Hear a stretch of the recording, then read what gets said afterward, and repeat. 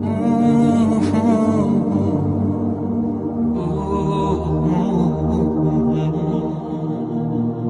دعاؤں میں ہاتھ اٹھاتے وقت دل بار بار قبولیت کا یقین دلائے تو سمجھ جاؤ یہی اشارہ ہے کہ تمہیں مانگتے رہنا ہے، کیونکہ دل کو پختہ یقین تب ہی ہوتا ہے جب اللہ دعائیں قبول کرنا چاہتا ہے۔ کبھی سوچا ہے اگر اللہ نے دعا قبول نہ کرنی ہوتی تو وہ بلا وجہ تمہارے دل کو ایک ہی دعا پر کیوں روک دیتا؟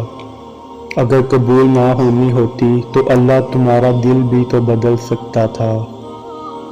بار بار دل میں ایک ہی دعا کا خیال اتفاق تھوڑی ہو سکتا ہے۔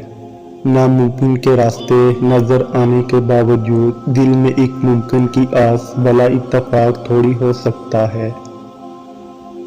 اللہ تمہارے دل میں کچھ نہیں ڈالتا سوائے اس کے جو وہ تمہیں دینے کے لیے تیار ہو۔ تم سوچتے ہو کہ جو مانگ رہے ہو وہ کیسے قبول ہوگا، اور وہ تمہیں خبر ہی ہونے نہیں دیتا کہ اس نے تمہیں ہی تمہاری دعاؤں کی قبولیت کا وسیلہ بنا دیا ہے۔ جن دعاؤں کا فوراً جواب نہیں مل رہا، اس دیری میں ضبط کا صلہ بھی تو ہو سکتا ہے۔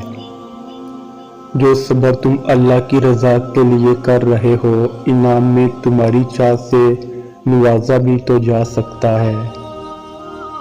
اللہ سے مانگتے رہو، کیونکہ جو اللہ سے مانگنا نہیں چھوڑتے، اللہ ان کے لیے ان کی چاہ میں بہتری کی گنجائش نکال دیتا ہے۔ اور ساری بات بس اللہ کی رضا کی ہی تو ہوتی ہے، پھر چیزیں ہو یا لوگ، کھوئے ہوئے سب واپس مل جاتے ہیں۔